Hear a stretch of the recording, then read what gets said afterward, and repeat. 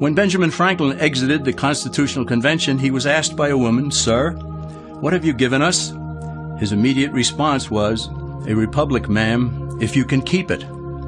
Many Americans would be surprised to learn that the word democracy does not appear in the Declaration of Independence or the U.S. Constitution, nor does it appear in any of the constitutions of the 50 states. The founders did everything they could to keep us from having a democracy. James Madison, rightly known as the father of the Constitution, wrote in essay number 10 of the Federalist Papers, "Democracies have ever been spectacles of turbulence and contention, have ever been found incompatible with personal security or the rights of property, and have in general been as short in their lives as they have been violent in their deaths." Alexander Hamilton agreed, and he stated, "We are a republican government. Real liberty is never found in despotism or in the extremes of democracy." Samuel Adams, a signer of the Declaration of Independence, stated, "Democracy never lasts long. It soon wastes, exhausts, and murders itself." The founders had good reason to look upon democracy with contempt, because they knew that the democracies in the early Greek city-states produced some of the wildest excesses of government imaginable.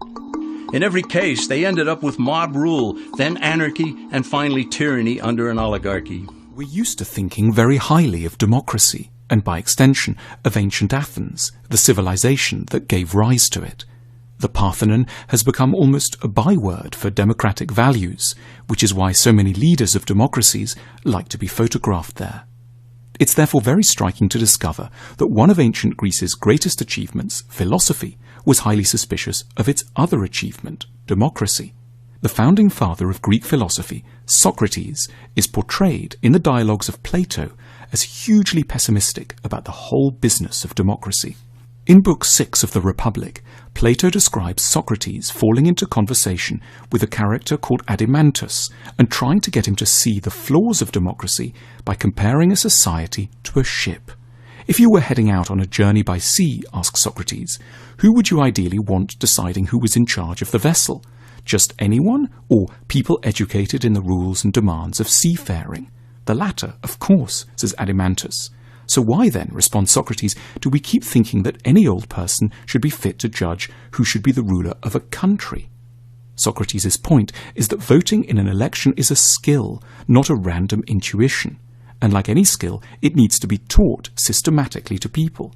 Letting the citizenry vote without an education is as irresponsible as putting them in charge of a trireme sailing to Samos in a storm. Socrates was to have first-hand catastrophic experience of the foolishness of voters. In 399 BC, the philosopher was put on trial on trumped-up charges of corrupting the youth of Athens. A jury of 500 Athenians was invited to weigh up the case and decided by a narrow margin that the philosopher was guilty. He was put to death by hemlock in a process which is, for thinking people, every bit as tragic as Jesus' condemnation has been for Christians. Crucially, Socrates was not elitist in the normal sense. He didn't believe that a narrow few should only ever vote. He did, however, insist that only those who had thought about issues rationally and deeply should be let near a vote. We have forgotten this distinction between an intellectual democracy and a democracy by birthright. We have given the vote to all without connecting it to wisdom. And Socrates knew exactly where that would lead, to a system the Greeks feared above all, demagoguery. Ancient Athens had painful experience of demagogues. For example, the louche figure of Alcibiades, a rich, charismatic, smooth-talking, wealthy man who eroded basic freedoms and helped to push Athens to its disastrous military adventures in Sicily. Socrates knew how easily people seeking election could exploit our desire for easy answers. He asked us to imagine an election debate between two candidates, one who was like a doctor and the other who was like a sweet shop owner. The sweet shop owner would say of his rival, "Look, this person here has worked many evils on you. He hurts you, gives you bitter potions, and tells you not to eat and drink whatever you like. He'll never serve you feasts of many and varied pleasant things like I will." Socrates asks us to consider the audience's response. Do you think the doctor would be able to reply effectively? The true answer, "I cause you trouble and go against your desires in order to help you," would cause an uproar among the voters, don't you think? We have forgotten all about Socrates' salient warnings against democracy. we have preferred to think of democracy as an unambiguous good rather than as something that is only ever as effective as the education system that surrounds it. As a result, we have elected many sweet shop owners and very few doctors.